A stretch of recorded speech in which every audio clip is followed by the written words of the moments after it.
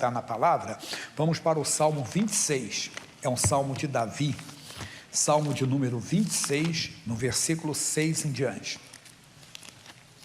Salmo 26, versículo 6. E o finalzinho do versículo, vamos explicar mais, diz assim: lavo as minhas mãos na inocência. Meu irmão, nunca tenha, já ouviu bem falar, culpa no cartório. A Bíblia diz: procura apresentar-te a Deus como obreiro aprovado, que não tem que se vergonhar. Você está numa batalha espiritual, você não pode ter nada que te condene, entenda? O diabo, ele é acusador de nossos irmãos, então você tem que estar com a vida no altar. Isso é muito importante. Lave as suas mãos na inocência. Quer dizer, vai e fale com Deus, porque a Bíblia diz: se confessarmos os nossos pecados, Ele é fiel e justo para nos perdoar, e o sangue do seu Filho nos justifica. O termo justificação é inocentar. Você é inocentado, quer dizer, não tem nada, não tem uma culpa contra você, uma prova contra você, porque quando você confessa, o sangue de Jesus apaga o pecado. Sempre gosto de fazer a comparação entre o Cordeiro do Velho Testamento e o Cordeiro do Novo Testamento. O do Antigo Testamento cobria o pecado, o do Novo Testamento tira o pecado. Então, é muito importante você entender isso, nunca ter nada que condene você numa batalha espiritual. Você tem que estar com as mãos limpas diante do Senhor, lavando as mãos na inocência. E ele diz, mas falarei mais no domingo sobre isso. E assim andarei, Senhor, ao redor do teu altar. Muita gente está na igreja, é homem de Deus, é mulher de Deus, mas vai se afastando do altar, irmão. Altar não é o púlpito local, não, é a presença de Deus, é a comunhão com Deus todos os dias, na palavra, entenda bem o devocional. Eu tenho explicado para a igreja que a vida espiritual é como as coisas normais. A pessoa vai se afastando de Deus, e ela nem percebe. Passa dias, e ela não orou. Ela não está fazendo nada errado, não está, entenda bem, mas ela não percebe que isso é um grande perigo. Por quê? Nós vamos para o Novo Testamento, Lucas capítulo 22. Lucas 22, versículo 54. Jesus foi preso pelos religiosos, mas porque ele permitiu, é claro, que tinha que cumprir a missão da cruz. Chegou a hora e ele permitiu, mas não é dele que vamos falar de Jesus, não. Então, prendendo-o, o levaram e o meteram em casa do sumo sacerdote, e Pedro seguia-o de longe. O missionário R.R. Soares escreveu um livro, Grudar em Jesus para não cair. Quando você se afasta, a pessoa se afasta. Como eu falei, sem perceber, a pessoa vai se afastando, e começa, entenda bem, a fazer coisas que ela não faria se estivesse em plena comunhão com Deus. O Pedro não queria ser identificado como seguidor de Jesus. A pessoa então começa a ter vergonha de dizer que é crente, né? Talvez seja um termo até meio de zombaria para alguns, ou evangélico. Não, bem que hoje virou até status para muita gente. Mas a pessoa, em alguns lugares, ela tem medo de ser identificada como cristã. Então ela diz, não tem religião, não creio em nada, não sei, mas só creio em Deus, mas que ela não quer ser identificada. E Pedro não queria ser identificado como um seguidor de Jesus. Mas a mensagem vem agora. E havendo-se acendido fogo no meio do pátio, estando todos sentados, assentou-se Pedro entre eles. Meu irmãozinho, o diabo acende o seu fogo. O pecador acende o seu fogo. E muita gente começa a fazer o quê? Se aquecer no fogo do diabo, irmão. O fogo do pecado. São as novelas, os filmes picantes, que tem cenas imorais, indecentes, que uma pessoa perto do altar não faria, não assistiria. Mas a pessoa vai se afastando, e ela começa a se aquecer no fogo do pecador. Você é muito radical, você é crente. Não, estou dizendo que é perigoso você estar longe do Senhor. Por quê? Porque longe do Senhor você se torna uma presa fácil do diabo. O diabo só sabe matar, roubar e destruir. Não estou dizendo que você estando no altar, em plena comunhão com Deus, que não possa ter lutas, pelo contrário. Você está com a vida no altar, está com a vida santa e está tendo lutas. Jesus não enganou ninguém. Tenho-vos dito isso para que em mim tenhas paz. No mundo tereis aflição. Então vem a aflição, mas quando você está em comunhão, você não perde a paz. Você não perde a paz. Você não entra em desespero quando você está em plena comunhão com Ele. Então, às vezes, a pessoa está na igreja, mas está longe do altar, porque ela começa a se aquecer no fogo dos pecadores. As conversas imorais dos amigos de trabalho, dos amigos na vizinhança, e até dentro de igreja, irmão. Conversas que antes você iria recriminar, mas agora você até se aquece, até dá gargalhada. Quando fala da vida alheia, que você, amigo, é bom que a pessoa estivesse aqui, nós orássemos por ela, mas você está distante que você se apimenta ou se aquece naquelas conversas. Não pode. Isso é sinal de que a pessoa está longe. Aí eu vou deixar aqui, que é só essa informação que eu queria. Lucas também, capítulo 15, versículo 11, nós temos o quê? A parábola do filho pródigo.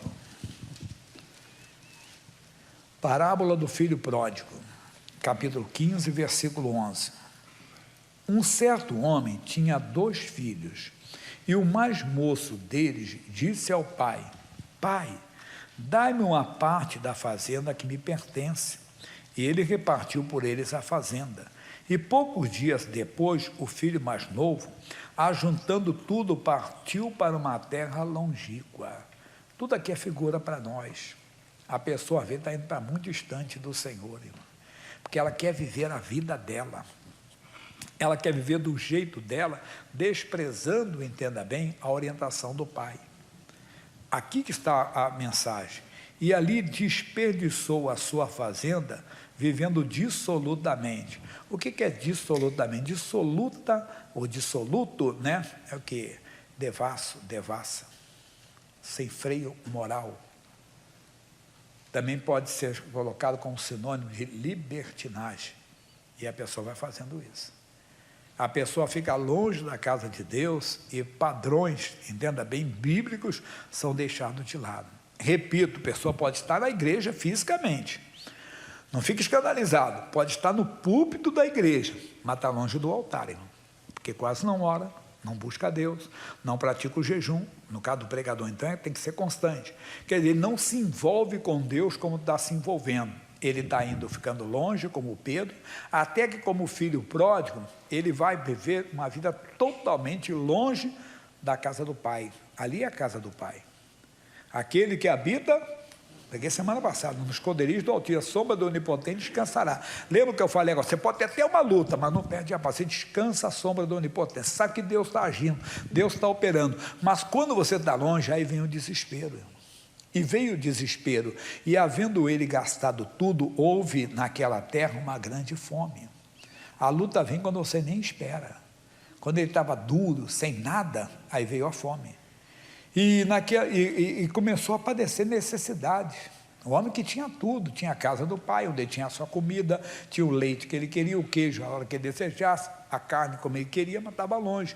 E chegou a um dos cidadãos daquela terra, e o qual mandou para os seus campos apacentar porcos. E desejava encher o seu estômago com as bolotas que os porcos comiam, e ninguém lhe dava nada, e caindo em si disse: quantos trabalhadores de meu pai têm abundância de pão, e eu aqui pereço de fome? Levantar-me-ei, irei ter com meu pai, e dir-lhe-ei: Pai, pequei contra o céu e perante ti, já não sou digno de ser chamado teu filho, faze-me como um dos teus trabalhadores, porque ele queria pão para comer. Então ele voltava. O missionário diz assim: a ficha caiu. Então, você tem que cair a ficha. Não adianta você pedir ajuda dos céus se você não voltar para a casa do Pai. Não é o local físico. Claro que temos que ter a nossa congregação, porque virou agora o movimento dos desigrejados, né? O Senhor não habita nesses tempos, habita em nós, verdade. Mas a Bíblia diz para você não deixar a sua congregação. E estão ensinando as pessoas ao contrário. Hebreus 10, 25 diz: não deixando a sua congregação, como é o costume de alguns. Ele colocou lá para vocês, está vendo? Não deixando a nossa congregação. Muitos estão deixando, não deixe. Mas é mais do que isso, do que frequentar o templo. É você não sair do altar, é voltar para o altar. O altar é seu lugar.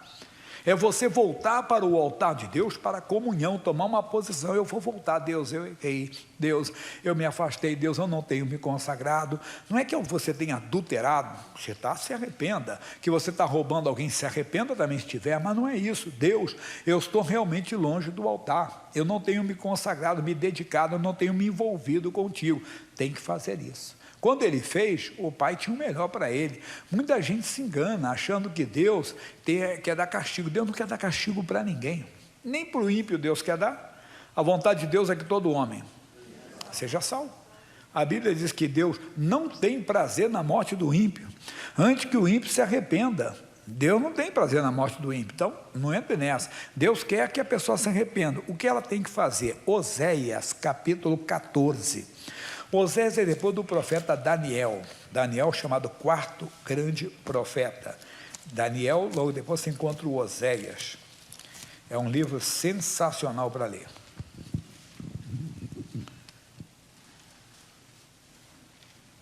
E ele diz: converte-te, ó Israel, ao Senhor teu Deus, porque pelos teus pecados tens caído. Eu gosto da tradução que diz assim, de vez converte, é a mesma palavra, mas quando diz assim: volta, ó Israel, ao Senhor teu Deus.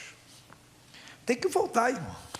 Voltar a ter a vida no altar que um dia talvez teve, de oração, se nunca teve, passar a ter uma vida de consagração. E veja, Pedro e João subiam juntos a hora da oração. Você tem hora de oração? Repito, os dias vão passando e você nem nota que não ora. Então ali que a vida espiritual é como um conjugal, irmão. Marido e mulher não brigam, entenda, vivem bem, estão dentro de casa, tudo, mas os dias vão passando e esquecem que são marido e mulher. Linguagem alta, mas dá para entender. E passam dias, às vezes até meses, e às vezes até anos, esquecendo que são marido e mulher. E a pessoa esquece a vida espiritual, e os dias vão passando, e a pessoa não ora, a pessoa não busca a Deus, não se envolve, até o dia que vem a adversidade, até o dia que vem o perigo, aí vem o desespero. Então ele diz: volta, ó Israel, ao Senhor teu Deus, porque pelos teus pecados tens caído. E pecado, repito, não é só adultério, não é só desonestidade, não é só palavrão, não é só álcool, drogas, não. Tem o pecado da omissão, que não estamos falando de Jesus como deveríamos. Estamos nesse mundo para ser testemunha do Evangelho. Todo final de ano e começo do ano eu faço aquela matemática: se cada cristão ganhasse uma pessoa para Jesus por ano, o mundo seria salvo rapidamente. Mas nós não temos esse interesse. É que nós talvez não tenhamos convicção da salvação como deveríamos. Lembra daquela matemática? Não tem nenhum cristão no mundo, só tem você. Aí você diz: 2021 eu vou ganhar uma pessoa para Jesus, mas vou fazer dela um discípulo, um ganhador de almas. No outro ano serão 2, depois serão 4, depois 8, depois 16, 32, 64, 128, 256, 514, 1028, é pouco, 10 anos, 1028. Mas depois tem 2, em 11 anos é 2000. Depois é 4.000, depois é 8.000, 16, e eu fiz a conta em 33 anos, 32, não chega aos 33 anos, o mundo estaria salvo. Mas nós não. Houve uma pesquisa, ele colocou ali para vocês, está vendo? Um já conhece essa matemática. Se cada ano, cada um ganha um só, mas todo ano, aí vai multiplicando: 2, 4, 8, 16, 32, 64, 128, 250, 512, 1024, 2048, aí você vai 4, 8, 16, aí vai 32, 64, você vai ver.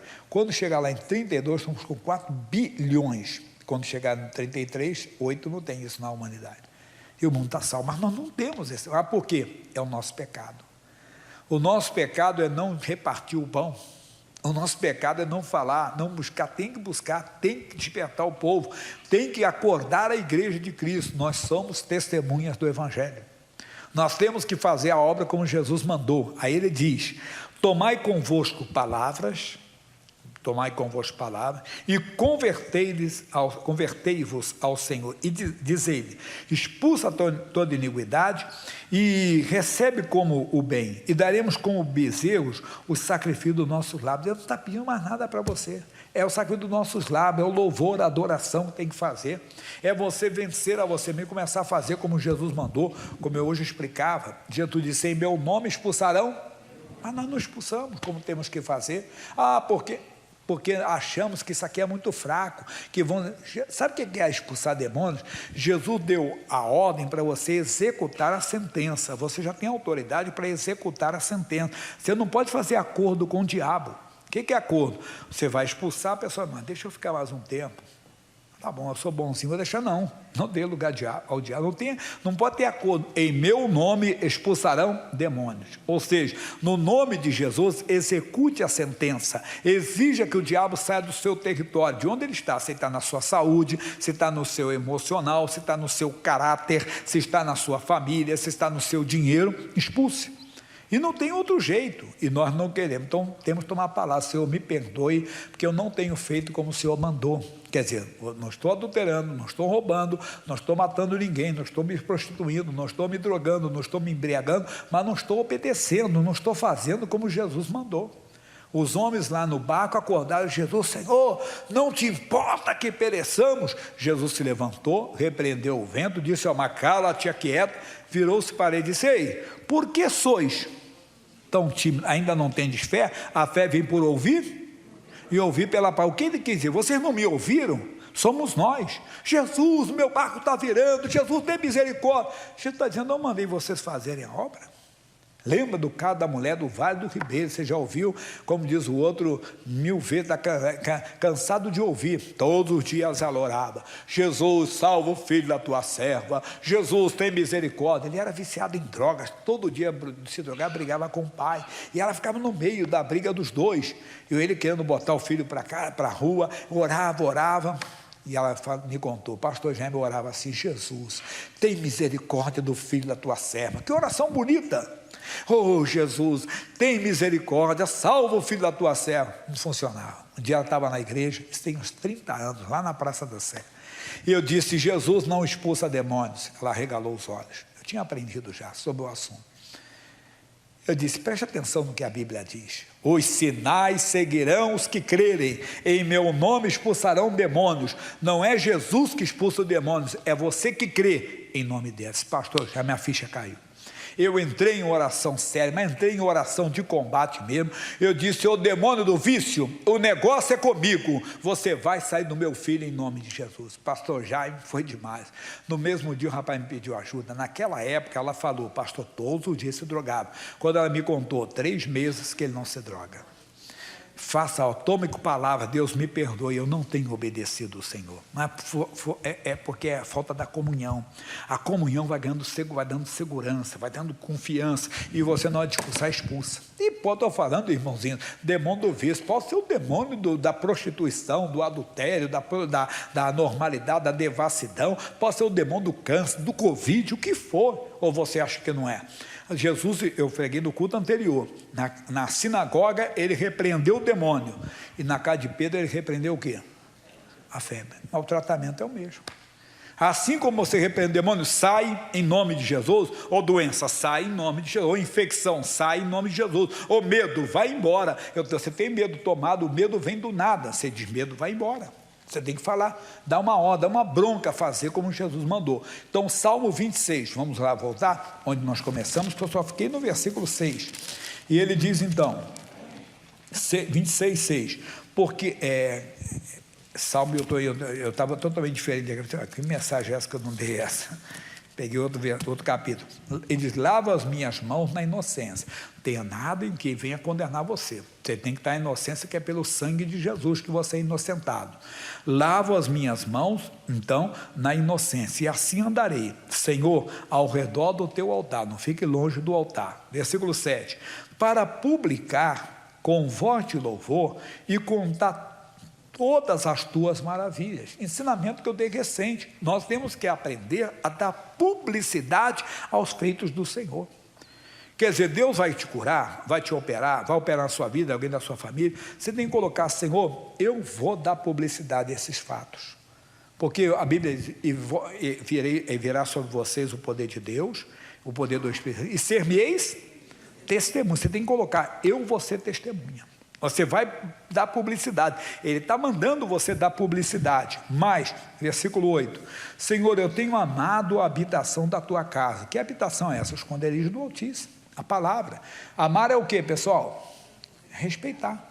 Quem ama, respeita. Então, Deus, eu tenho respeitado a tua casa. E tem que respeitar a palavra de Deus. Quem ama, respeita. Coloque isso no coração. Quem ama, respeita. Quem ama o Senhor é o que respeita a sua palavra, o que guarda a sua palavra. Então, Deus, eu tenho amado a tua habitação, eu tenho respeitado a tua palavra, eu tenho respeitado a tua habitação. Tem que respeitar. A coisa pode ser lucrativa, a coisa pode ser prazerosa, está fora da palavra, como canta o meu amigo Fernandes, estou fora. Não quero saber, porque é pecado. Pecado é toda a desobediência à palavra. Não quero saber, eu vou sair dela. Então diz, 8, Senhor, eu tenho amado a tua habitação e o lugar onde permanece a tua glória. Oh, glória a Deus. Terminando, não colhas a minha alma com dos pecadores, nem a minha vida com dos homens sanguinolentos, em cujas mãos há malefício e cuja mão direita está cheia de subornos. Mas eu ando na minha sinceridade, livra-me e tem piedade de mim. Glória a Deus.